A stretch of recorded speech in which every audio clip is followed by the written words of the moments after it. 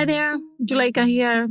Before we get started, I want to invite you, yes, you, to be a guest on the show. If you're an adult and a child of immigrants, and they could be from anywhere in the world, really, I'd love to talk to you about the conversations that are necessary but challenging, especially right about now.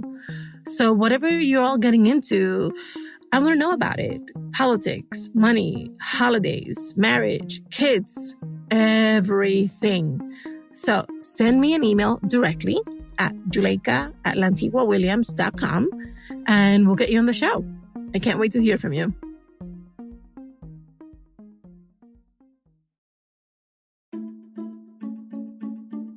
Hi, everybody. Juleka here.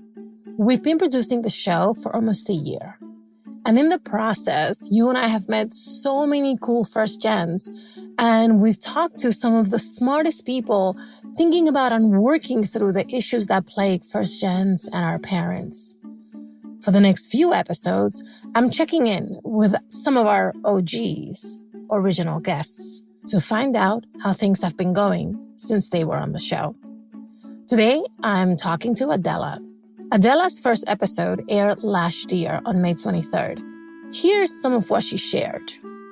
Hi, my name is Adela.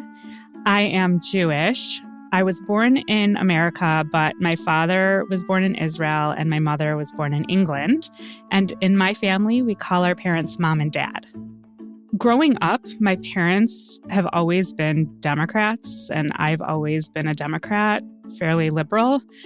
And that's just, there really was no heavy political conversation in our family just because we were all Democrats and that was fine and everybody was copacetic. But after Obama, my dad decided to vote for Trump. And it was a really big deal in my family. My mom, she had a hard time with it. She ended up not voting, which made me mad for other reasons. She almost felt like she either had to go against my dad. If she voted, she was for sure not going to vote for Trump. And so she felt like if she did vote and she voted for Hillary, it would be like going against my dad. When I asked Adela to come back on the show, I really wanted to know how conversations about politics have been going with her mom and her dad.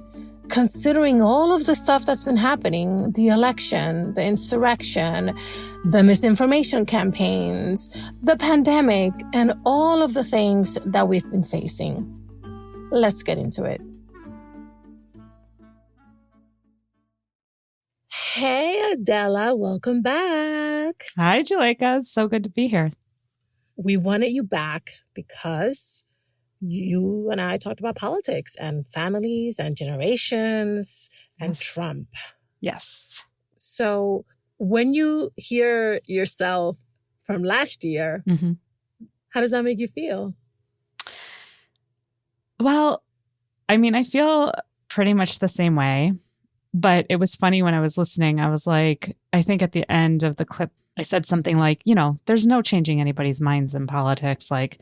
I'm never going to change his mind. And I'm not saying that I changed his mind. Far from it. Far from it. But I think he's kind of come around. Obviously a lot has happened since November and certainly since we recorded. But I think just the nonsense with contesting the election and taking it to the courts and not abiding by the court's rulings and still calling everybody a liar, and then everything that happened on January 6th cemented in my dad's head that this is insurrection? The insurrection. Right. But my dad is not one of the conspiracy theorists. I should make that very, very clear. He never, ever thought that the election was rigged. He thought that was all BS. He knew it was all BS.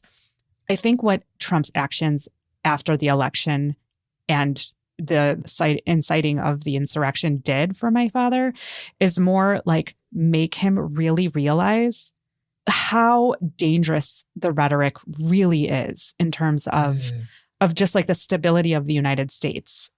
We talked about how my dad is a one-issue voter. Mm-hmm. And, his issue is Israel and the existence of Israel. Like, it's very existential for him.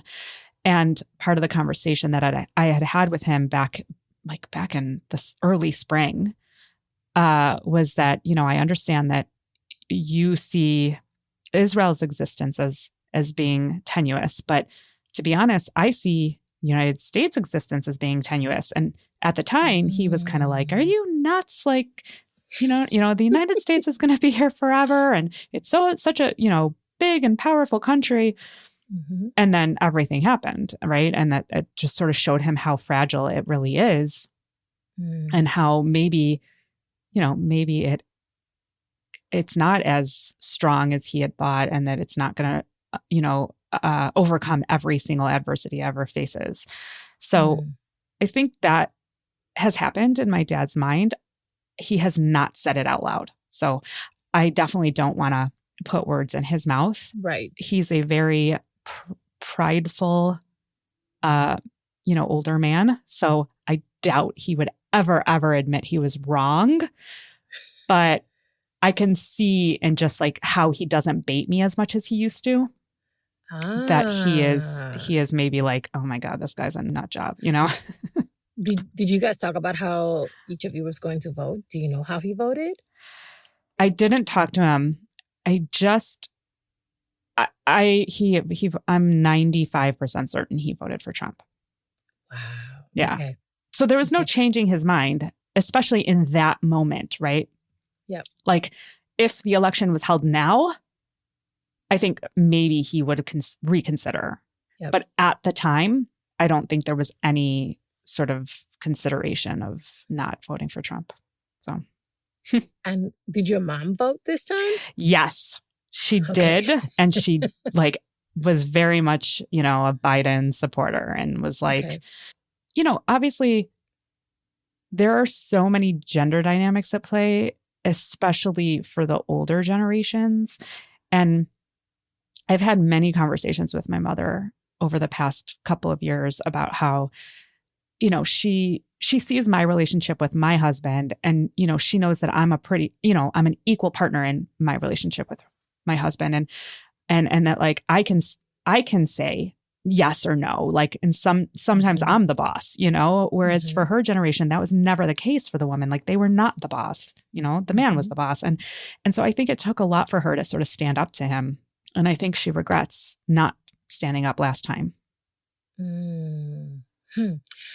Have you become more understanding of how your dad came to his politics, or have you become even less understanding given all of the things that Trump spurred in the country?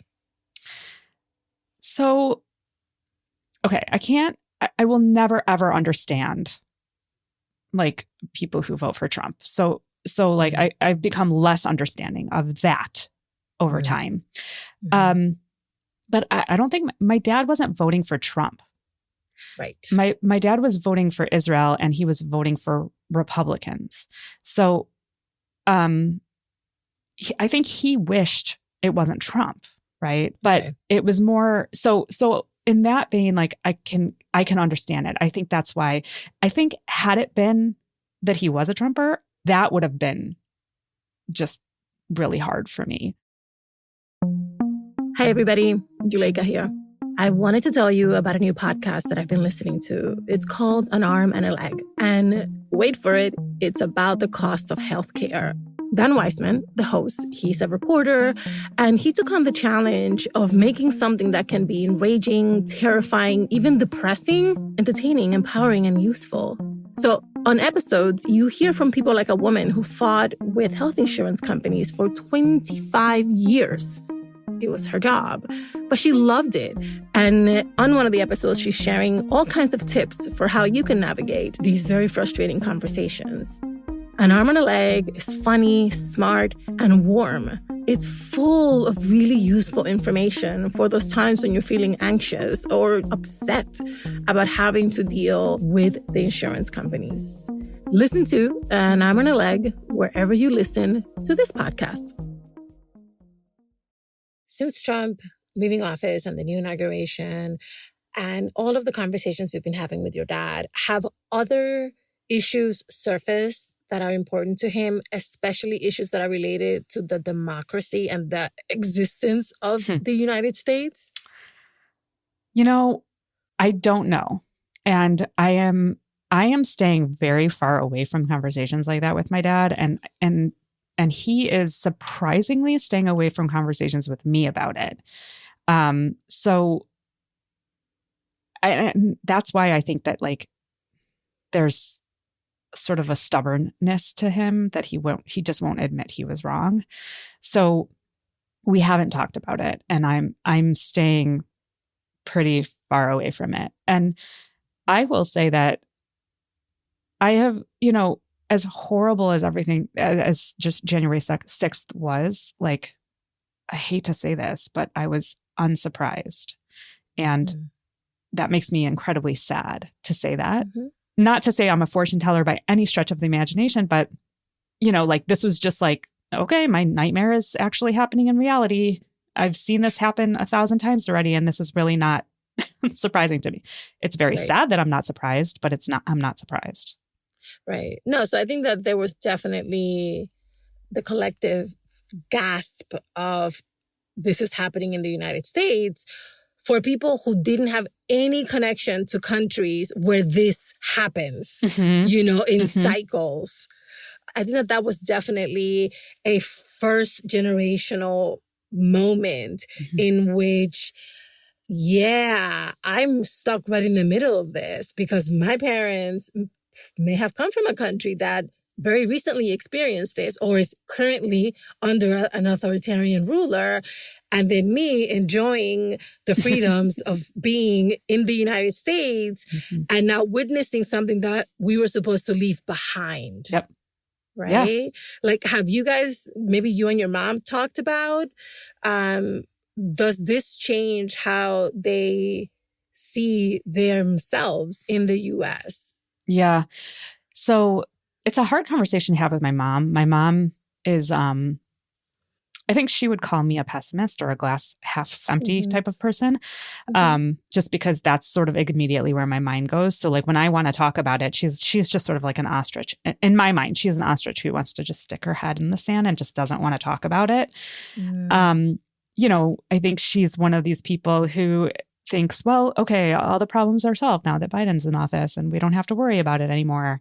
And I'm the person who's like, no, somebody smashed the vase on the ground and we are not going to be able to glue it back together. We're going to have to start over.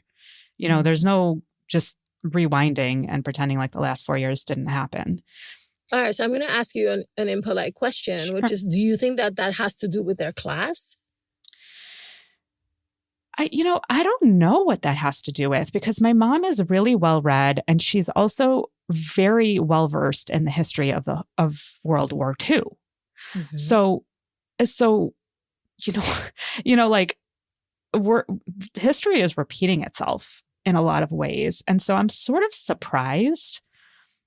And maybe you're right. Maybe it is just because she has the luxury and the privilege of being, in the class that she's in and being comfortable and not having to witness, some of the things firsthand.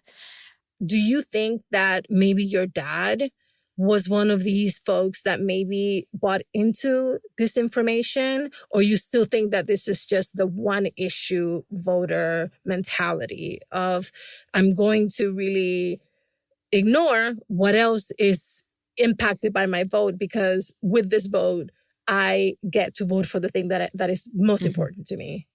No, I think my dad was 100% swayed by propaganda. I think it was not the typical propaganda that you think of when you think of, misinformation around Trump. I think it was specifically about Israel, but about misinformation, about policies and actions around Israel. He's sending me stuff about, the UN and resolutions against Israel that they've never done against other countries. So my dad's well informed. He's also well read, but but it wasn't like the QAnon nonsense with like, Yeah. that. It wasn't that kind of misinformation, I think, that was getting through my dad. It was more like this, like he would get, I'll give you an example. My dad would get like emails. And again, this is not about Trump. It's about like a larger kind of anti-Semitic, and anti-Semitism exists, 100% it exists. But he would get like emails that, the UK is going to be eliminating the Holocaust from its curriculum. And then he would send it to me and he'd be like, can you believe this? And I was like, no, I can't believe this. Let me look into it. And I'd look into it and it's like nonsense. It's, it's fake, just fake. And I would send it to him and I'd be like, all you have to do is go to this site called Snopes. I will bookmark it for you and you can just type in a couple keywords and see if it's true. But in the meantime, he's already done the damage because he's forwarded it to everybody on his contact list. And, 80% of those people are exactly like him and will just believe it without researching it. It's that kind of stuff. And I don't know what that comes from. I don't know where that comes from. I think that there's like an underlying reason that those kinds of fake news stories are going out. And there might be something around sort of, you'll see Jews for Trump, that kind of thing, right? Because Jewish people have traditionally been Democrat, like as a group.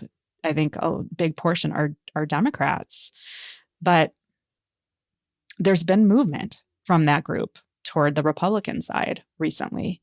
And I wonder how much those kinds of news pieces are sort of soft pushes for them to push people that way. Do you know what I mean?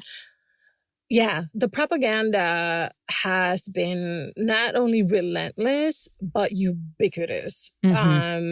And also intangible in many ways, precisely because of how fast it spreads. So that by the time you identify it, so much damage has been done. Last question for me is, has your dad donated to political campaigns, supported in any material way, any politicians or political platforms or any groups? I doubt it. I don't know for sure, but like you would, knock me over with a feather if I found out that he had donated to a political cause, because because he just believes, like he just thinks all of that is just BS. And he's not into donating anything anytime ever. So he's just not that type of person. Like maybe just use clothes and stuff, but he's not going to like donate his hard-earned money toward a cause. Yeah. Yeah, I hear you. Thank you so much for coming back. You're welcome.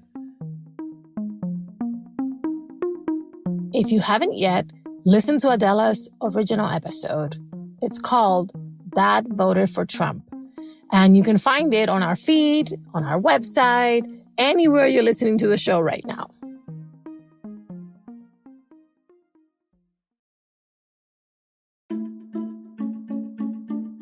How to Talk to Mamí and Papí About Anything is an original production of Lantigua Williams & Co. Virginia Lora produced this episode. Kojin Tashiro mixed it. Manuela Bedoya is our social media editor. Cedric Wilson is our lead producer. I'm the show's creator, Juleka Lantigua Williams. On Twitter and Instagram, we're at Talk to Mamí Papí. Please, please, please, please, please subscribe and rate us and share us and tweet about us and all of the things. You can rate us on Apple Podcasts, Amazon Music, Spotify, and anywhere you listen to your favorite podcasts. Bye, everybody. Same place next week.